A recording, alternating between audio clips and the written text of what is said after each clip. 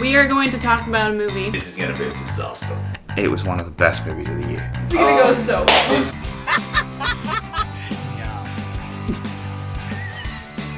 Probably one of the last movies I would ever want to see in a theater.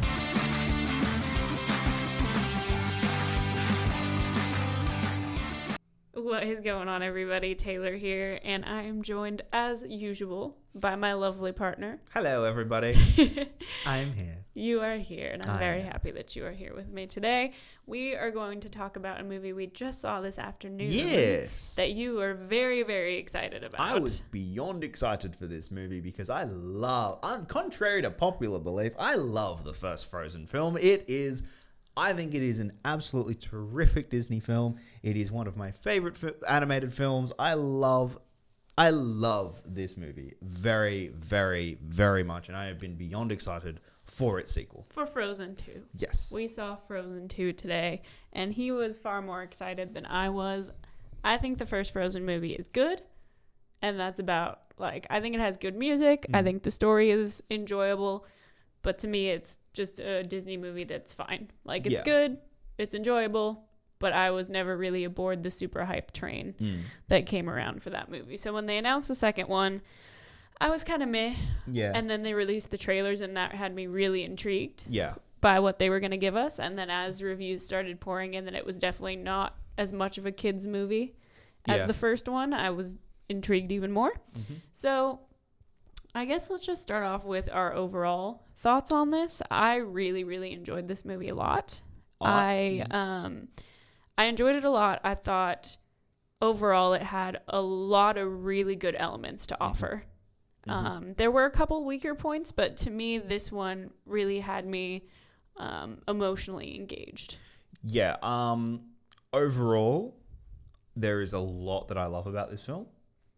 I just don't know why, and I think this is an example of a film that maybe I went in with too much hype, and I wasn't able to check my emotions going in, and maybe I need to see it again. But there is so much I love. I just didn't love it all together. I don't, if that kind of makes sense, where the parts just didn't quite work for me as well as. I think that it is a good film. It didn't transcend it to being a great film. And that's how I feel about the first one. Yeah. That's my opinion on the first movie is there's a lot of good that went into it and it's enjoyable enough.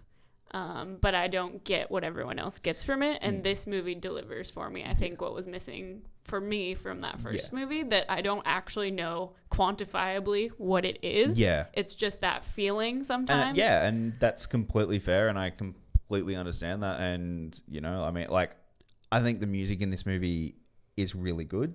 I have been humming into the unknown. You have been humming it since we left the theater. No, since we left the theater. You have been humming it under your breath. The whole time. So I think it's fair to say that you enjoy that song. I think Into the Unknown is a really great song. I really, while we're on music, just because there is a lot to cover about this movie, I really enjoyed the direction they took the music in this movie simply because it's so different from the first movie. There's a lot more, I guess I feel silly saying this sometimes because it's clearly a fictional world, but it's based on real cultures. Yeah. The cultural element of the music in this movie was really, really beautiful to me that they brought through it. And I also really enjoyed that this music, I guess, fell into line with the more adult storyline that we got and definitely the more mature message that it was trying to bring that I think it successfully brings throughout a lot of different facets of the story, the music included. There's a song that Anna has in this movie that is it's very dark. Very dark. And even there's a beautiful song that pops up various times throughout the movie, and that is even a pretty dark song just for what kids animated movies typically are in terms of the musical choices. I really love the music. I think the score in this movie is a lot better than the first film. I think so. That and I like the little It's Calling to me, that little musical motif that constantly comes up in the film. I think works really, really well. I think it's a good common thread through the whole movie. I really like that. I do think there is a lot. Like I said, there is a lot that I really love about this film. For me, the biggest, because there is a lot that I really enjoyed about this film a lot, clearly, but the biggest I think the thing that made me the most emotional, other than those moments that are really supposed to make you emotional in the movie, was just seeing how absolutely breathtaking the animation is throughout this entire movie. The aesthetic choices that they make in this movie are gorgeous. Yeah, absolutely. Like, they are just breathtaking at points. The animation is arguably some of the best animation I've seen Disney ever do. Yeah. It is... It's magic. Yeah. Like it feels like magic. But it's also... It goes with the darker tone. Absolutely. The magic that they're able to use and convey with the animation is... really gives them this grounded it's haunting. sense. Yeah, it's haunting. It is. And like I really like within the forest itself, I think is absolutely gorgeous. One scene that sticks out in my mind, because there are a lot of scenes, but one that sticks out in my mind, and it's not really a spoiler because you see a lot of this in the trailer. One of the trailers is when Elsa's riding on the water stallion, and it's just a wide shot of just the completely dark background behind her. The whole beach sequence, I think, is gorgeous animation. There's a reason that opened the trailer, because I think it is gorgeous animation through and through. I'd like to also point out that this movie does a lot with, it sounds silly, but they do a lot with I guess, grounding the characters in reality in terms of the clothes they wear. Yeah. It's such a small detail, but Elsa and Anna wear a lot of different clothes in this movie, and it sounds silly, but, like, that's what real people do. I mean, I really liked... I think I like what each character goes through. I like each character's arc, realistically. Kristoff has... I think Kristoff is the one character who gets kind of not shortchanged, but becomes very much a joke. I don't think he does. I think that's very true to what his character. Yeah, no, that's true. Yeah. The thing is, he doesn't really have this transformational moment that a lot of the other characters have, but I think he is dealing with some pretty big life crises mentally that he's dealing with, and you don't really see it. You see it manifest one time in the single greatest musical montage in this movie. That just, they were like, you know what? We have Jonathan Groff, damn it, and we are gonna use him the way he was intended to be used. I will admit that song had me in tears. Yeah, it was pretty funny. It works so pretty well. That's another thing I want to give to this movie, is it has humor for all ages. It's funny. It has humor for all ages, because there were sections where you would hear all of the older audience laughing, and then sections where the little kids were just losing it. Like, Olaf is Olaf. If you don't like Olaf in the first film, you're not going to like him in this one. Like, Olaf doesn't really change. Although I will say, I found him more funny in this movie. Yeah. The first film, to me, his humor wasn't for me, and I get that, because it's not supposed to be. Yeah. But personally, in this movie, I found the things he said funnier. Because he's also going through an existential crisis of his own in this movie. I just, for me, if I wouldn't be shocked if some people go, "Oh, Olaf just annoyed me." No, I wouldn't be surprised either.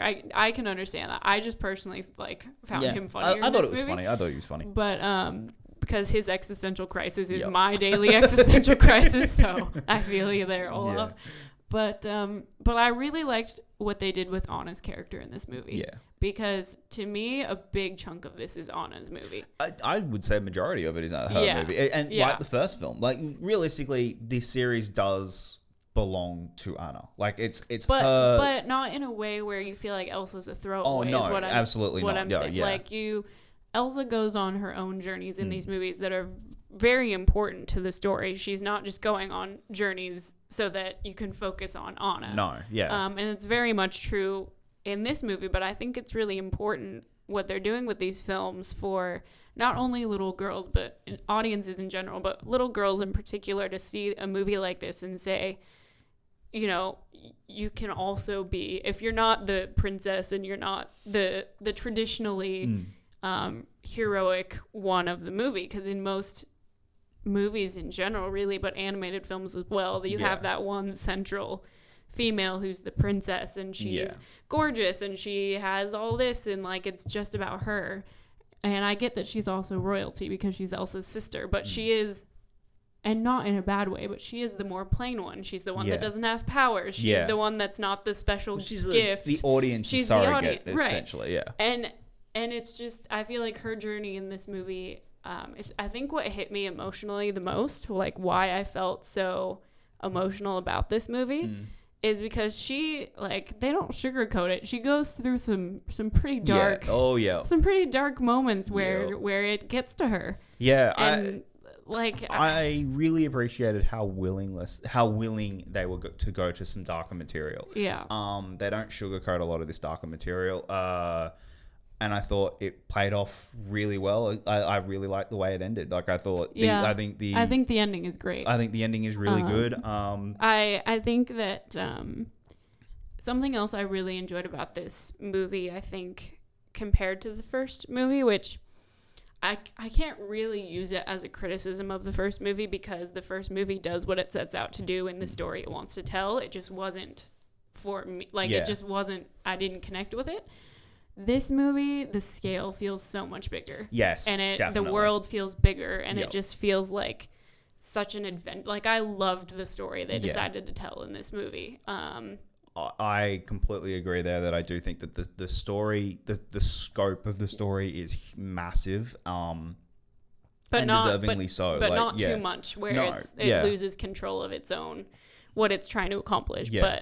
But overall, I think it's a really solid movie, especially for a movie that I don't think they were expecting to make. I don't think they ever really had plans to make a Frozen 2 until... Not this quickly. Until the first one, started dominating, and then all of a sudden, you know, every little girl wanted to be Elsa or Anna, and you know, the main attraction of all their fireworks shows and everything at Disneyland is now, like, Frozen is the big finale, and it's the thing that so many... Not even just little girls, but so many Disney fans really just fell in love with. And I really do think this is a worthy sequel to that movie. I know that not everyone's going to feel that way. Yeah. But to me, it just makes me happy because I didn't go into the first Frozen movie not wanting to feel the way that everyone felt about it. Of course, I wanted to love it as much as the majority of people who saw it did.